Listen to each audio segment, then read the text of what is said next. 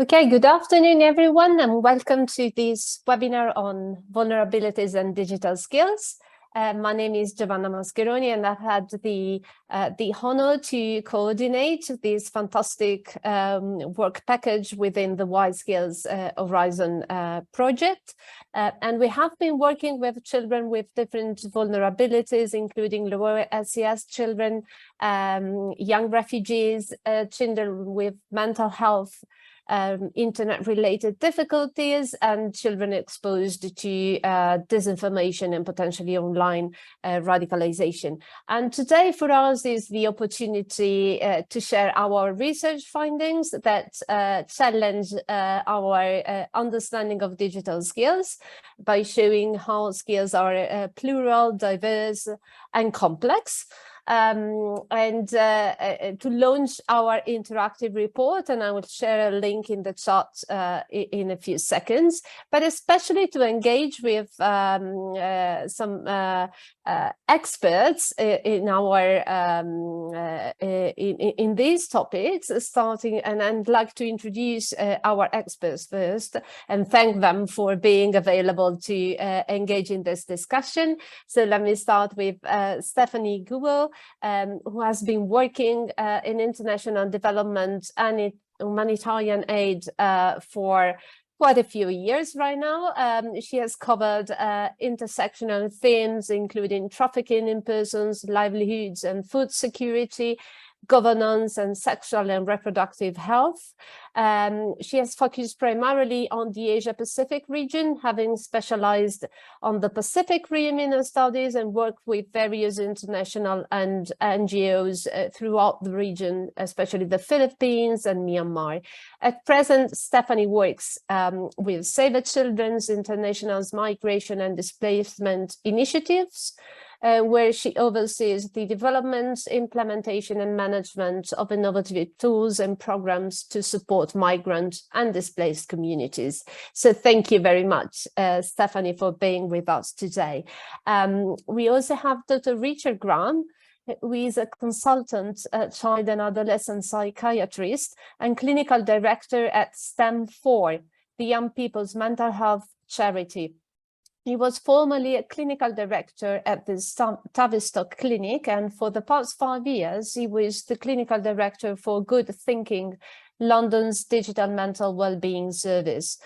He has worked extensively in digital health and e-safety for the last 12 years and is recognized as a digital health pioneer. He also established the first technology addiction service for young people in the UK in 2010 and contributed to the World Health Organization in consideration of gaming disorder as a medical diagnosis. Since 2012, he has been very actively involved with the UK Council for Internet Safety, and he has also engaged in research with the London School of Economics and Middlesex University on key issues of the digital world. And finally, we also have Michele Di Paola, who is a youth worker and trainer focused on digital youth work and digital media literacy projects, either in Italy with his own organization, Spazio Giovani, and in Europe, where he is active as a freelance designing training courses for youth workers about the digital transformation of non-formal education, including initiatives like DigiTop, Citizenship Reloaded, Digital Transformers. Like, for instance, the competence model for trainers and youth workers in the European training strategy. He is currently researching and doing experiments using video games in non-formal education and non-formal learning contexts, and he blogs about these topics in both Italian and English on his own website. So welcome also to Richard Graham and Michele Di Paola. I will now leave the floor especially to my colleagues from ySKILLS, and I would like to ask Davide Cino from the Catholic University of Milan to speak about the research we have done, especially in non-formal learning context on the digital skills of children from different backgrounds. Yes, Are you going to share the PowerPoints, or should Yes, I I just... am. It is. Okay, There great. it is. Thank you. So thank you, Giovanna. Our task was task 6.1, which is based on findings from a cross-national qualitative study that investigated how young people may acquire digital skills in non-formal learning contexts, such as public libraries, youth clubs, or school spaces that were used for extracurricular activities in 3 countries, which were Belgium, Denmark, and Italy. The goal of this study was basically to understand how to promote digital skills acquisition and practices in non-formal learning context. And our work allowed us to address several research questions, which we investigated with respect to 3 main areas that are teaching, learning, and including. With respect to teaching, we wonder how teaching philosophies inform the workshop's organization, the activities that are chosen, the moderator's teaching styles. With respect to learning, we investigated how the formality of the workshop, its structure, and its moderation may foster or even hinder children's digital skills practices. And finally, our 3rd team, which was including, aimed to understand what were the opportunities and barriers for low socioeconomic status children's participation in non-formal digital skill practices. So we asked basically what kind of children would participate in these workshops. With respect to the methodology that we use, our study combined 16 observations of programming and robotics workshops, 11 interviews with organizers and moderators of these activities, and 4 subsequent co-design activities with the collaboration of children, organizers, moderators, and researchers as well. The main aim of the observations and the interviews was to map the existing experiences of digital skills workshops across the 3 countries, and to investigate their structure and the teaching philosophies, and to inform the co-design activities. With the co-design activities, we aim to gain knowledge about potential future trajectories to adopt by drawing insights from best practices and recommendations. And each country focused on a different focus. We had Belgium focusing on policy and with a multi-stakeholder approach, Denmark focusing on technology and tools, and Italy focusing on learning activities and teaching styles. What we learned from this research in terms of findings is that we organized our findings in 2 main areas. 2 clusters concerning the workshop formats and the teaching style, and the tools and digital learning environments. And what we learned is that a free and open door approach to the organization of these digital skills workshops is not always the answer to make it more inclusive. And this is also the case when all the materials and the digital tools are already provided for free by the organization. So we noticed that apart from those activities that were specifically thought about for underrepresented groups, such as girls, children, or kids from lower socioeconomic status, digital skills workshops were mainly attended by upper and middle-class boys, and these show how organizers and moderators may struggle in attracting a diverse range of participants. Thus, in order to foster inclusivity, we claim that tailored and child-centered teaching approaches are important, considering the needs and the experiences of specific groups of children and youth, and also to promote child-centered digital skills that are close to children's interests and their own daily life, competencies, and needs. So it is important for the activities to be meaningful for their participants.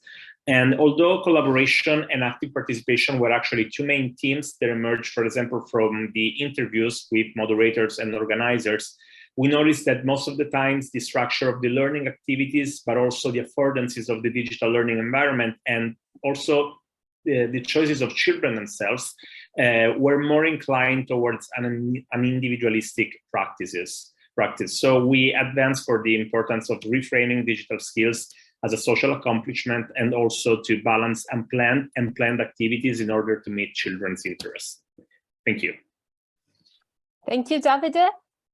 And now next to Joyce, we'll present this interesting part of the research on the digital skills that children adopt in identifying and dealing with misinformation and disinformation online. Thank you, Giovanna. The second study in the work package was indeed on youth digital skills to recognize mis and disinformation online and on social media, as this is a big issue, as you all know.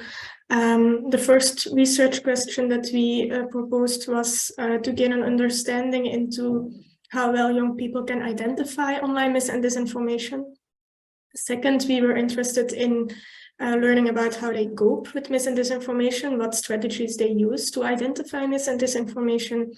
And lastly, we were, of course, interested in the role of digital skills in these processes of identifying mis and disinformation.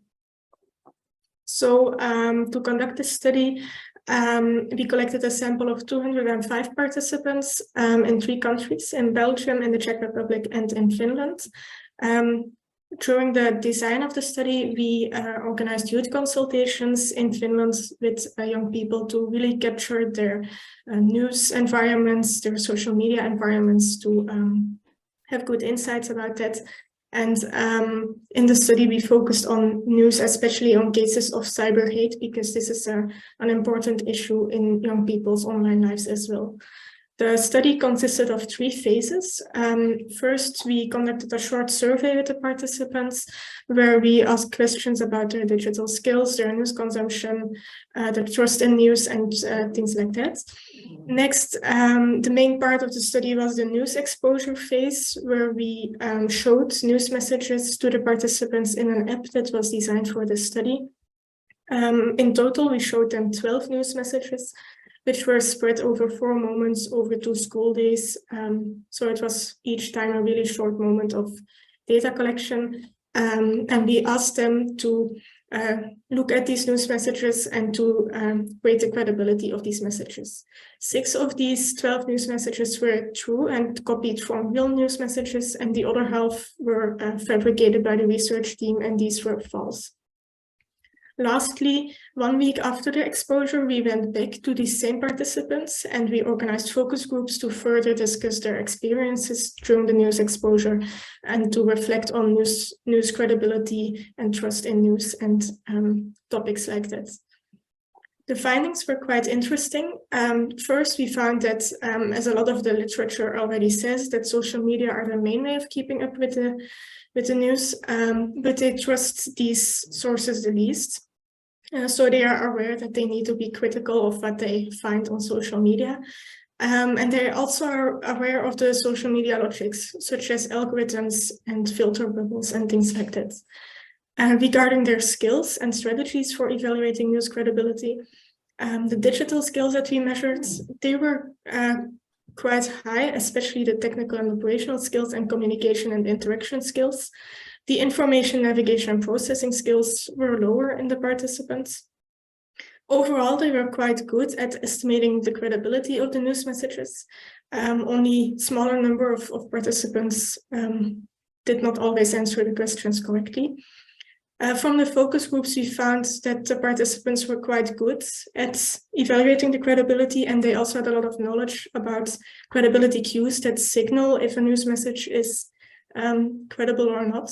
But this knowledge was quite superficial, and it was mostly limited to cues relating to the source of the news message or visual cues such as pictures or videos. Thank you, Joyce. So Joyce Wissenberg from KU Leuven has coordinated this part of the research. And we next move to Media Georgiou, who is professor at the LSE. And she coordinated the research group, including also researchers in Belgium, who investigated the digital skills of refugee children and adolescents. Thank you, Giovanna. As Giovanna just said, this is the third dimension of this work on children facing different vulnerabilities. But of course, in this work that we did with refugee youth, we found out the diversity of skills as well as vulnerabilities that we see in populations that are very often found in the margins of the society and also very often in the margins of our research. So with this research, we try to explore how young refugees between the ages of 14 and 18 develop age-related skills, and they manage risks within the context of their experience of forced migration.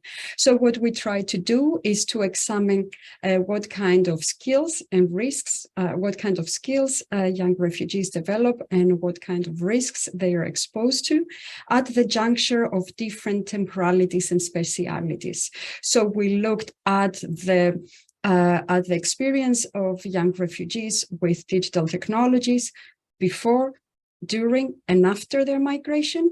And also we explored how in the different places that they have lived in the country of their origin, to other places where they have traveled through, and also in the places where they have settled, how they develop and use digital skills.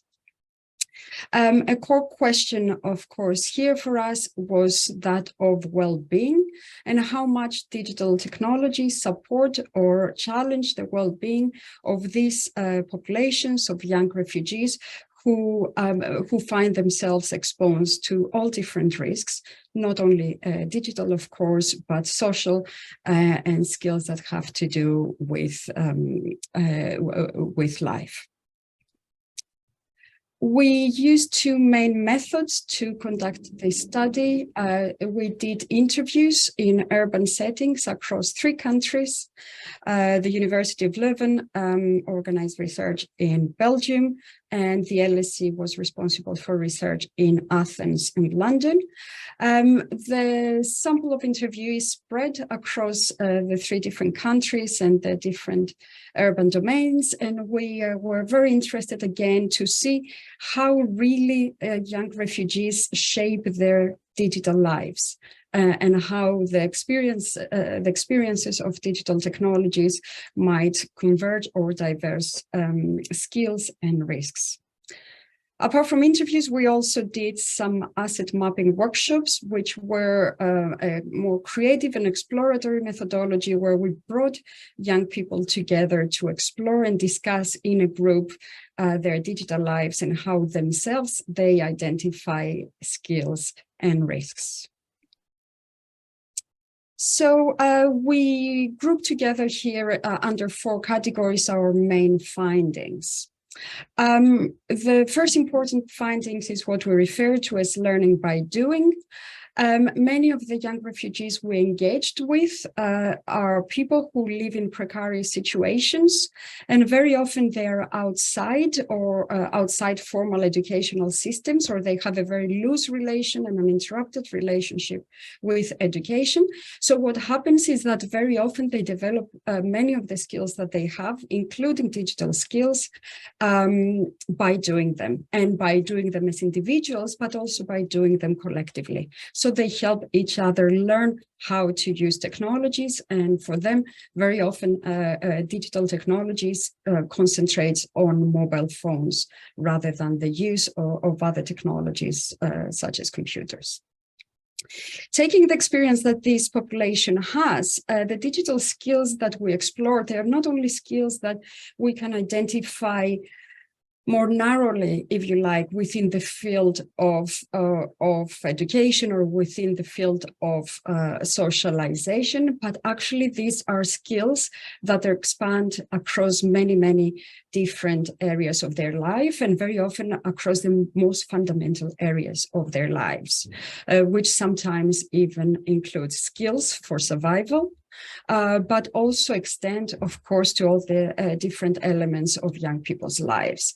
So they use digital skills that they develop as they go by doing, as I just said, very often to learn languages, very often to learn subjects in their schoolings, so learn how to learn maths or physics. And of course, they use those skills to connect with important people in their lives who are, of course, spread around the world. Almost all the people that we engage with are active communicators, and they all have their smartphones. But of course, also they are active communicators is not an easy category here, because they're active communicators that are often very anxious about the risks that they encounter, but also they're active communicators who tend to be exposed to many different skills, to many different risks, I'm sorry. This happens because because they have limited digital literacies, but because they have inevitably, because of the precarity of their lives, they're exposed to different risks, which brings me to the large point where we see a convergence of skills and risks in a way that we see it expressed in discussed in research in relation to other groups. But what we see here, of course, is that that convergence of skills and risks might have fundamental implications about the way that this young group lives their lives. For example, in many situations, we heard that these young people have to disconnect in order to achieve some sense of safety. So to cross into Europe and find safety, they have to throw away their smartphones, which means that they protect themselves from exposure to the authorities that might push them back outside Europe. But of course, they expose them to new risks, the risk of losing life if they're in trouble in sea. This also, a combination of skills and risks, has to do with the dependencies of the precarious life of migrants, such as those of the dependency of risky networks, such as those of traffickers, which both function online, but also their risky dependencies that they cannot live without. So this is a very complex picture, and of course one that has serious implications about the way that we think about the well-being and the security and safety of this group. Thank you very much, Miria. And now, continuing on the topic of well-being, I'll now leave the floor to Sonia Livingston, also from the LSE, who coordinated research on young people experiencing internet-related mental health difficulties. And beyond a team at the LSE, also an interdisciplinary team at the University of Oslo was involved in this research. And they are about to publish their own report, which will be launched on the 30th of November with another webinar. And we'll send all the links in the chat in a minute.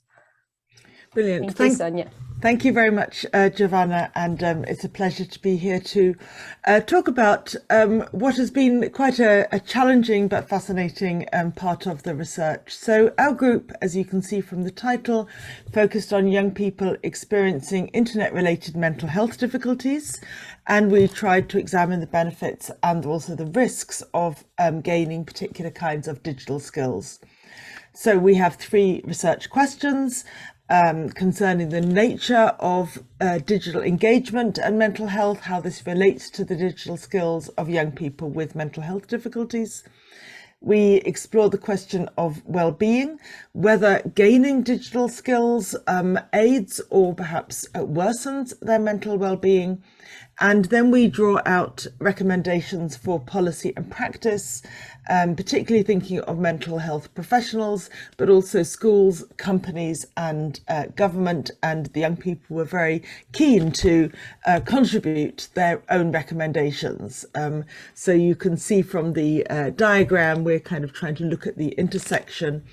And not so much work there's been a lot of work done on young people well-being, mental health and digital, but not so much on the particular question of digital skills. So if I can have the next slide, thank you. So for our methodology, as was already said, we worked in Norway and in Britain. We conducted 62 in-depth qualitative interviews, most of them individual, sometimes paired interviews with young people, with adolescents between 12 and 22. They had a broad range of experiences of more or less internet-related trauma, such as experience of self-harm, cyberbullying, excessive internet use, online sexual abuse in some cases. And we recruited them through organizations who work with these young people who have their clinical care in hand. So the range of mental health difficulties was from very mild or perhaps really rather, relatively well young people to those who were facing quite extreme circumstances. And you can imagine there were some ethical questions in how we managed these interviews. They were done with mental health practitioners very much involved. We've put up a link to our report there. And if I can have the next slide, I'll say a few words about our findings.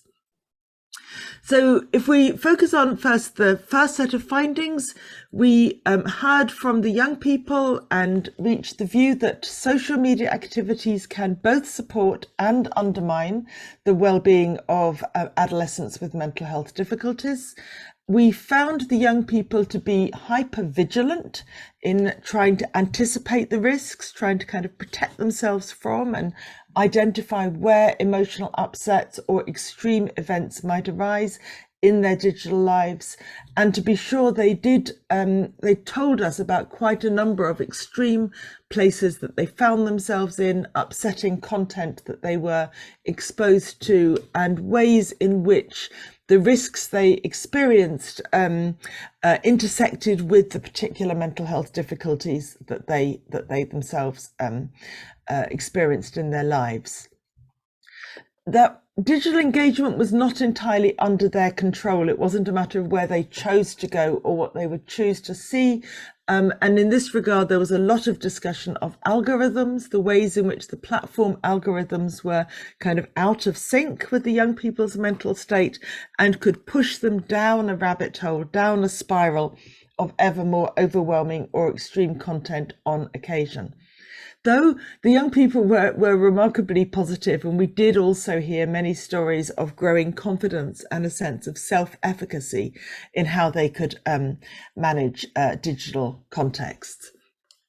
So in relation to the particular role of skills, we would say that while often they did have sophisticated digital skills, those did not necessarily make for better mental health, and their psychosocial contexts and needs really matter. So we do need an individual account of these very particular circumstances.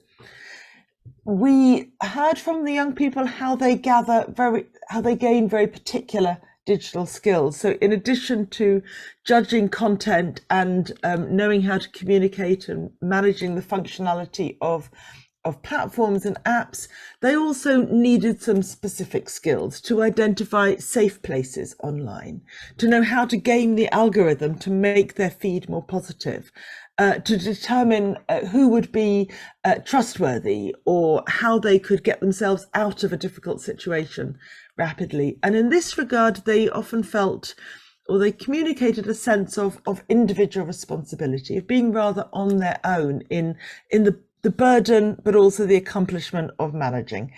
And so we have ended with quite a number of recommendations that I believe will be now discussed further, very importantly for mental health practitioners who need to get to know young people's diverse digital experiences. We have pursued quite a lot why the young people don't necessarily report the problems that they're encountering online, even though they have the skills to do so, what the barriers are that they feel to gaining help and support from professionals as well as from peers.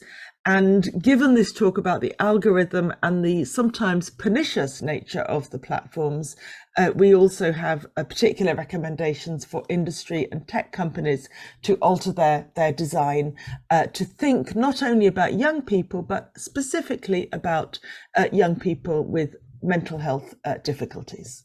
Thank you. Thank you, Sonia. So this is the interactive report I'm about to share on the chat. But without further ado, we'd like to hear from our guest speaker, because Sonia just mentioned, we would like to hear how these research findings actually matter for those of you who have more practice in this field. So is there any surprising finding that you have heard from us with respect to your own field of expertise and practice? Stephanie, would you like to kick off the conversation, please?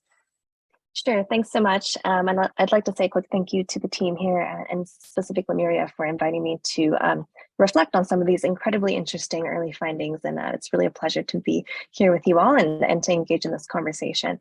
And I wanted to say quickly that given the intersection of my current work and the specific focus of Miria's work specifically in refugees, many of my responses will be directly related to her findings, though there are certainly intersections with the other dimensions that were presented here today. And I would say in regards to anything surprising or unexpected, I wouldn't say that there was anything that was necessarily surprising, but rather that they really validate our current understandings and assumptions about how migrating and displaced children and adolescents are currently engaging with digital devices and platforms. And I think I would like to highlight a couple findings from Miria's presentation that really do stand out in particular. I would say the first is that children, especially those who have not had high exposure to digital technologies before, or maybe do in informal contexts, are learning by doing. And I think that's a really interesting way of putting it. This suggests that they're finding their way around something new, that coupled specifically in their precarious context, but coupled with potential challenges with language, for example, really raise flags regarding risks and digital safeguarding considerations in the work that we do. And I would also say, I think the note about collective learning was really an interesting nuance, that learning of digital skills is more of a communal experience, and in particular with these populations. I think the other interesting observation I would say is understanding of risk. And I would be particularly keen to dig deeper into this aspect to understand how refugee children understand risk differently from other children, and then also other vulnerable populations that we work with, given their specific circumstances. And I think it's a really important focus in Miria's work that there's a focus on all the aspects of the journey. So it'd also be really interesting to kind of understand at which point in the journey are certain risks understood and managed differently. So to conclude, I think that the findings are not necessarily surprising, but certainly reaffirming. And I think a really good reminder of just the various challenges that children on the move really face, but also the potential opportunities that digital engagement can offer. Thank you very much, Stephanie, for these important points. And Dr. Graham, this seems to contrast a little bit with the findings of the research Sonia presented. So from what I understood, they feel alone in dealing with these difficulties, and not really supported nor by their peers nor by the professionals. Could you tell us a little bit more about this, and whether this came as a surprise or is something you have already observed in your long experience? Thank you. Yes, no, thank you. And I do feel I'm simply going to expand upon what Sonia described, because in many ways, one of the surprises of this work was just how much alignment there was between myself as a clinician and the work that Sonia and Miria had been involved with. Yeah, I mean, probably like Stephanie was saying, it wasn't entirely unexpected what the young people were saying, but I think I'd approached this research with a hope that we might be able to ascertain, find factors or opportunities for them to develop in ways that would actually make their digital lives better or improve their mental well-being in some way. So it was really striking that all the young people we talked to, on the whole, were highly skilled. They were spending a great deal of time over many years trying to understand what was happening in their digital lives, and were very smart in lots of ways about how they were managing some of those risks, some of those potential harms, and so that really in terms of opportunities for learning further, that there really wasn't very much to my mind that we could tell them, and yet they were still having to bear that burden, as Sonia described, of the harms and risks. And yet also, in addition to that, there was a sense that the adults in their lives in particular had rather left them with that burden. And I think there was a sense sometimes in some conversations with them that it was almost as if any mention of what was happening in that world was off limits, as if it was taboo in some way. And so, you know, to my mind, that there really is a painful, perhaps pressing need to be more engaged with young people, particularly the ages that we were talking to in terms of the teenage years and early adulthood, to be helping them understand their experiences. I think one of the first interviews we undertook, the young person said she took part because she wanted to understand more, and this sense of really having so much sort of unprocessed experience that they're not being helped to make sense of, just came across very vividly. And obviously there are some implications that flow from that. Thank you. I'll follow up on the implications in the next few questions, because we are particularly interested to hear from you how these findings may actually inspire some reflections over your own practice and your own work. But Michele, you engage with young people on a daily basis as well, and you have been involved in teaching them digital skills for long now. So I guess it didn't come with a surprise to you that most of the children you meet are not very diverse, are quite a homogeneous group in terms of their socioeconomic background and cultural backgrounds. But perhaps you still found something surprising in the other research findings. I don't know, I'm thinking also about the finding that Joyce shared on exposure to disinformation and misinformation. So what is your view on our findings? Well, first of all, thank you, because all the research and the findings explored so far are super interesting, and I'm now considering to sign up to the next webinar to hear about the recommendation that were just mentioned before, because now I want to know more about that. But still, for sure it didn't come as a surprise, this topic of not being able to get enough diversity. And I say this with mixed feeling. I mean, I was hoping that it was just our local problems in our context, I mean, in Italy, and I hope that other countries had found a way to cope with this issue better. But I see that no, instead it's a general and well-spread issue. And yeah, of course, from one side, I'm a bit relieved, but on the other side, it's even worse.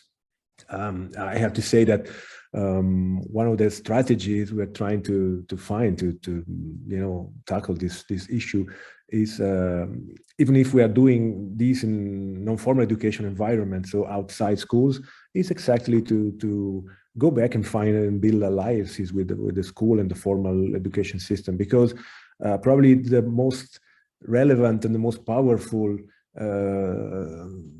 point in the formal education system is this universality. And so there is where you should anyway manage to find a bit more diversity. I know that refugees have issue to access the school system and so on, but then there is a bit better in terms of accessing and getting in touch with diversity. On the rest of the topic, yeah, misinformation and disinformation, is actually being treated now, because I'm telling you now this secret. I'm now in a room, and in the next room there is a group of young people working with some colleagues exactly on this topic.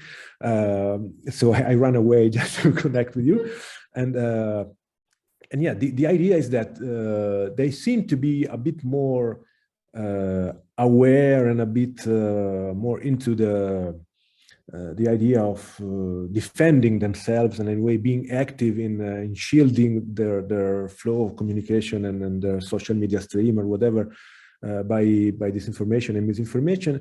But then if you frame things in a way which it's a bit more complicated than the usual and the standard level of disinformation and misinformation they could be exposed at, then I see that, yeah, the issue is still very much there. I mean, I don't know how to define, but it's kind of a superficial level of, you know, competence in tackling this issue, which is, of course, better than nothing. And I've seen it growing firsthand and also hopefully contributed in growing a bit, but it's still, there's still, I think, a lot to do. And what I see coming in terms of, you know, new technologies and possibilities to, you know, create any kind of shape, visual aspect, voice even, it's making the whole conversation about this topic probably more and more relevant in the next coming years. Thank you. And I'll start the second round with you now, now that we are, yeah, just to mess up a little bit. And so you, if the problem to include a greater diversity of participants in non-formal digital skills initiatives is already something you're dealing with. This has been challenging the way you practice your own work in the field for the past few years and independent from our research. I was wondering, for example, to what extent the finding that especially children from underrepresented children like girls or children from migrant backgrounds or children from lower socioeconomic status told us that they would like to see a more social approach to digital skills learning and practice would challenge your own practice in the field. Thank you. Yeah, I think it is already something that it is challenging our practices. I mean, the two big thresholds indeed are from one side a more diversity on the gender level, so it's really more complicated to get a wider presence of girls in these kind of activities, even if there are, I mean, organizations already tackling and built around this exact issue. I don't know, I mean, Girls Who Code or other networks like those, but it's still complicated. And I guess it's also at least in our local national context probably connected to cultural constructs. I mean, families superimposing roles, and so, you know, girls and technology, probably that's not the match we are expecting to see from our daughters, and this ends up in not having that kind of diversity in our workshops and so on. So one of the things we're trying to do is working with parents to try to deconstruct a bit this definition that working and dealing with technology is for boys only, which is of course not true. On the other side, migrants are completely far from this kind of opportunities, and of course that's a real pity. And again, the only way to try to approach this is to reach people wherever they are. So for instance, we're now starting to discuss with a place hosting refugee families and people between Milan and Lodi, so in the south of Lombardy, which contacted me because they wanted to organize something in the refugee structure, in the refugee place, which of course offers a number of issues in terms of accessing technology, having enough devices, even enough connection to be done, but these are practicalities, and of course they will be dealt with somehow. But yeah, I find very interesting and relevant that the possibility that someone is starting to see to do these kind of activities in the very places where you can have contact and get in touch with children with migrant background and so on. It's a very interesting perspective, and it will happen, I guess, in a couple of months for the first time. But there's also a number of, again, cultural issues that we are trying to fix before going there. For instance, we offer these workshops in which we engage young people in coding little cartoons or animated movies using simple instruments like Scratch by the MIT. But then also which kind of stories, no? Then we were discussing now, it's maybe interesting to, tackle stories of migration, the experience of moving from another place, and also with the psychological support staff of those places, help to work together to help and support the young people through activities which are based on digital skills, which then will not end up only in being fostering their digital skills, but hopefully also in helping them cope a bit better with the situation they are in. So yeah, these are the possible attempt to find an answer, and I will let you know in a few months what will come out of that. Thank you again. And I'll take the opportunity to turn now to Stephanie, because we have discussed also migrants and refugee children. If I gather correctly, you were suggesting that the findings the Miria presented actually support rather than challenge what you're currently doing for Save the Children. Would you like to expand more to tell us a little bit more on this? Sure, yes. Thanks for that question. So I think I would, so if I could draw back to the findings, I would maybe encapsulate this, and I'm missing bits of the nuance, but I think Miria's findings really present for me or highlight the following, that refugee children are reliant on and active users of digital technologies. And this is often coupled with potentially risky behavior, and that's whether they're aware of it or not. So I think, as Maria highlighted, there's a lot of, it's not a homogenous population, right? So I think there's a lot of factors that might contribute to how they use these technologies and platforms, and how literate they are with these capabilities. But I think that the crux of that message, though, is that children are using these technologies to access critical services and resources, and underscoring their reliance on the digital for actual survival. So it goes beyond kind of the social aspect, which is critical, but more of a survival mechanism. So in recognizing the potential risks and harms that this presents, the question for us then becomes, how can we actually leverage these technologies to be used in a safer way for children? So I can share one example that is top of mind for me, though it does relate to a lot of the different interventions that we are designing and running. But this directly relates to some of our ongoing social integration efforts with refugee adolescents who are settling or resettling into urban settings. And I think Miria's first research question actually relates a lot to this, about kind of the journeys, but also specifically focusing on the kind of the settling in a certain place. And our work is in very early stages, to be transparent. But in brief, we are looking to create or facilitate a digital platform that is designed by and for young people that combines three key components. The first is safe and reliable information sharing. The second is resource mapping. And the third is communication channels between peers. So to kind of hit both the social aspect, but also access to essential services and resources that children might need when they arrive in a new location. So to answer your question, I think the presented findings definitely support our understanding of how adolescents currently use digital technologies to access critical information and meet those fundamental needs. But I also would say that this presents an interesting challenge as well, to me as someone kind of in this innovation space, who is kind of, my role is to kind of try to think of new to us mechanisms to kind of create these programs that would support these populations. So the impulse is to create our own digital platform. Everybody these days wants to build or fund a new app. But the question is the new platform really the solution? For example, are there currently platforms or existing technologies that would actually serve those purposes already? If we created an app, would there be interest? Would it actually be used by these young people? And if not, how do we leverage existing platforms in our specific context for our intended impact?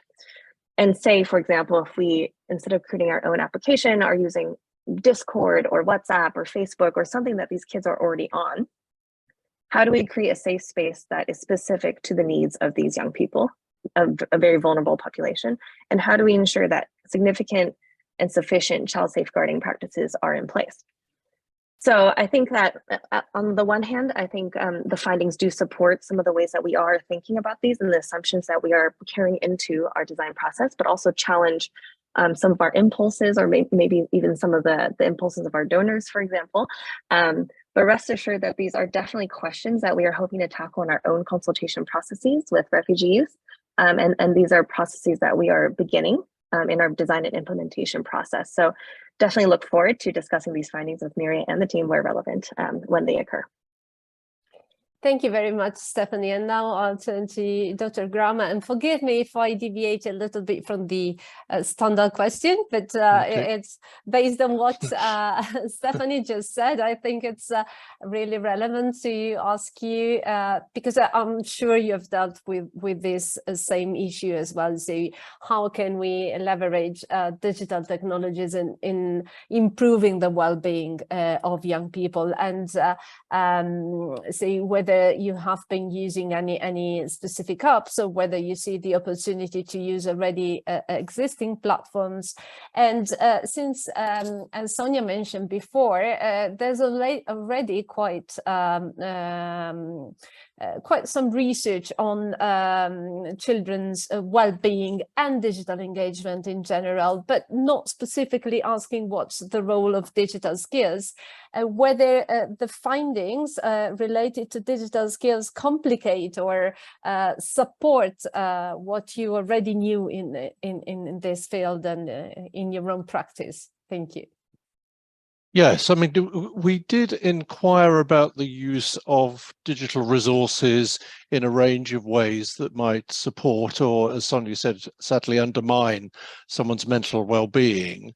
And in many of the interviews, we would also explore whether they were using apps or other more specific tools that would be, I guess, sort of replicating some of the supports they might access from a practitioner. There's a great deal of development in the digital health space where resources are sort of copied from what happens offline into a sort of digital skin, really. I have to say that compared with lots of digital products, they're not terribly well designed, many of them.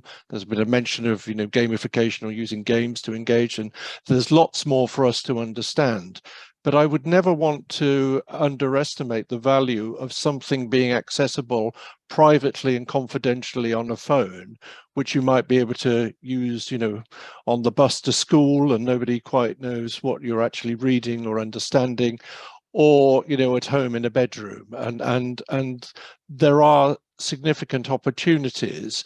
But in that sense, I guess there is much a gap in terms of what practitioners are doing in terms of understanding what the digital lives are for the young people they're talking to, and what they may be struggling with or what they may be benefiting from, including the peer support, and what they might also be able to recommend in terms of resources and apps that are safe, effective, and can be trusted.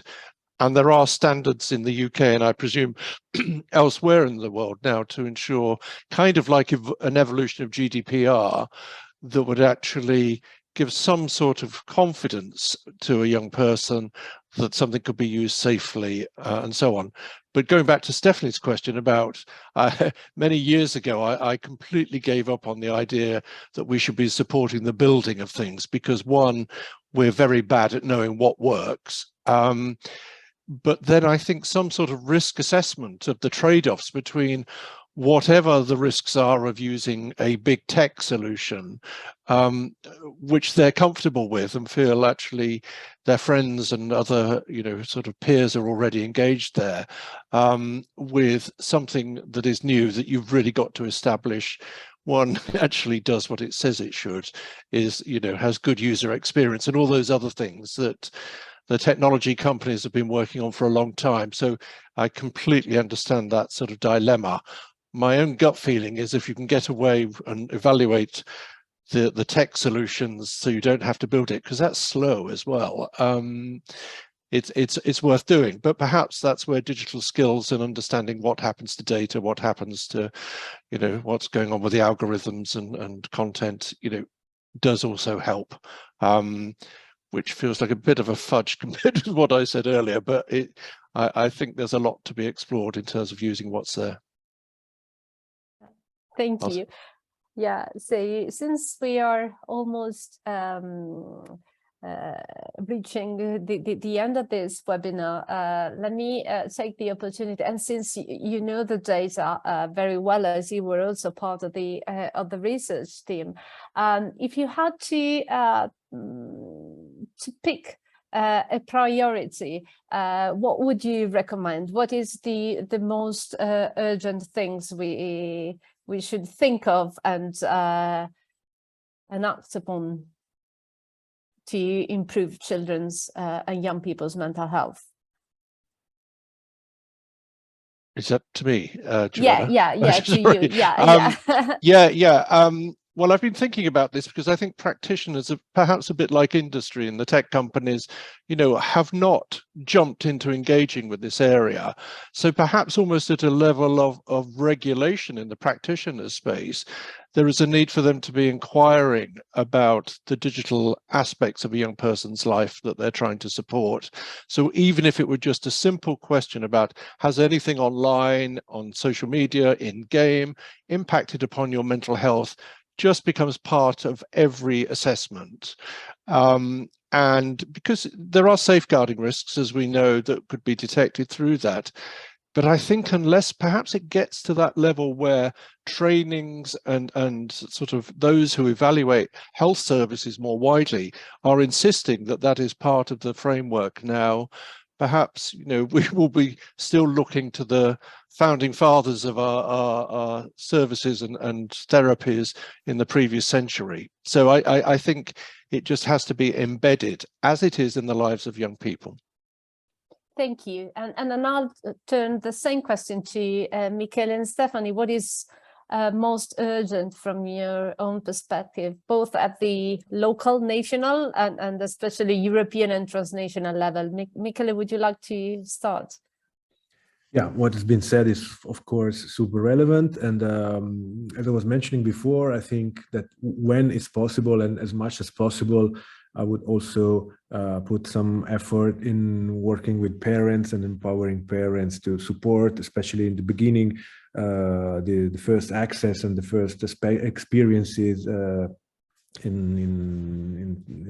towards digital spaces and tools and devices, whatever, of their children. And I think that aspect is probably even more like in need of some care, because I mean, every time we try to approach those elements, those issues, we either find no will of listening, I mean, no participation, or a very superficial way of saying, but come on, they are young, they know what they do, they are, you know, this fairy tale of being digital natives we all know about, and this really affects the whole process. So I could add my own 2 cents, as they say, in trying to increase the focus on parents and parenting towards digital experiences, let's say.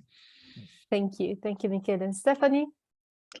Yes, so I think I definitely agree with everything that's been said so far. And I would say for me, the findings really highlight the issue of accessibility and inclusion. And so really it raises many more questions, actually. Questions of who has access to these skills trainings, these digital devices at all, how are they used and to what extent, what are their individual and communal circumstances.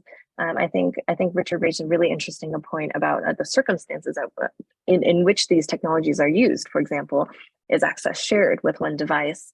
Are these devices being used in community or within their families? And how does that really influence their use of it, their sense of privacy, and what information they can search for and access? So for me, a stronger understanding of these points will really help to limit online harms and also ensure that digital technologies can be really leveraged in a more equitable way. And then I think the second point, really quickly, I think specific to my context, is just the use of digital during migration. As I mentioned, I think one really interesting component of Mira's work is the temporality aspect.